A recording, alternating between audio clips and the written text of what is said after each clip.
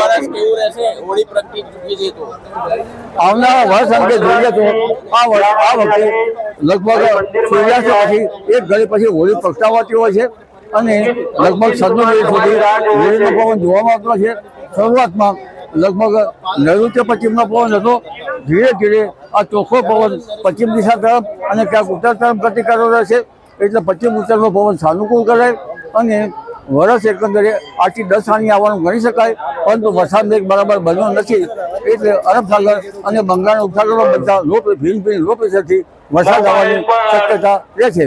અત્યારે હાલ તો એકંદરે ચોમાસું સારું હોવાની શક્યતા રહે છે.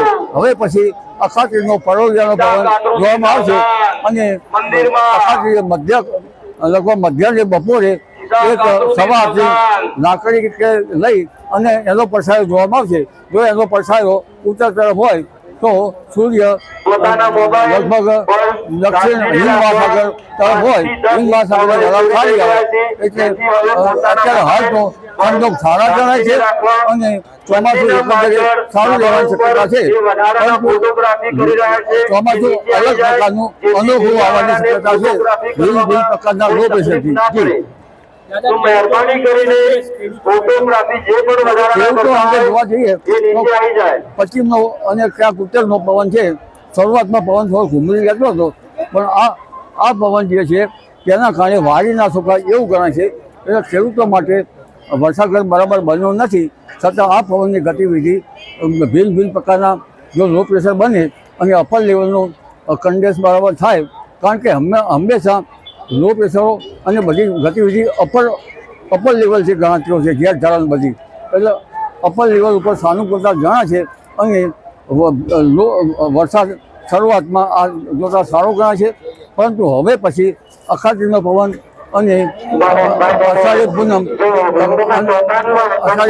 શું સ્થિતિ રહેશે અને આઠમે શું સ્થિતિ રહેશે એના ઉપર અવલંબે છે.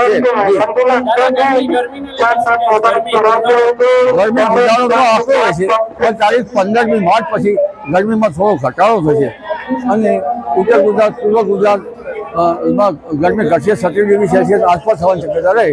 મધ્ય ગુજરાતમાં પણ છે આંશિક ગરમી ઘટશે. દક્ષિણ ગુજરાતમાં પણ ઘટશે પણ પશ્ચિમ સૌરાષ્ટ્રમાં લગભગ 32 ડિગ્રી સેલ્સિયસ આસપાસ જવાની શક્યતા છે. એટલે લગભગ કચ્છ, ઉત્તર ગુજરાત, પૂર્વ ગુજરાત, મધ્ય ગુજરાત, દક્ષિણ ગુજરાત, જૂનાગઢ, અમરેલીમાં 15 તારીખ પછી આ ગરમીમાં થોડો ઘટાડો થવાની શક્યતા રહેશે. પરંતુ 20મીએ સૂર્ય વિષુવવૃત્ત દિન આવતો હોય છે.